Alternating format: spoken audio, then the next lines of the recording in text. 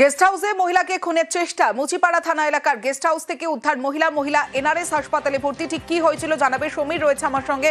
সমীর, দেখো, বিবি গাঙ্গুলি স্ট্রিটে একটি গেস্ট হাউসের মধ্যে 26 তারিখ আসে এক মহিলা এবং এক পুরুষ আসে, স্বামী স্ত্রী পরিচয় দিয়ে ওই গেস্ট হাউসে ওঠে এবং গেস্ট হাউসে যখন ওঠে 26 তারিখ এবং আজ রবিবার ঠিক বিকাল 5টা নাগাদ, তার 5টার আগে 4টে নাগাদ তখন একটি ধস্তাধস্তির আওয়াজ পায়। তখন ওই গেস্ট হাউসের লোকেরা তখন মুচিপাড়া থানাকে খবর দিলে পুলিশ আসলে দেখে গেস্ট হাউসের মধ্যেই মহিলা রক্তাক্ত অবস্থায়, গলায় একটি আঘাতের চিহ্ন আছে এবং মহিলা পড়ে আছে।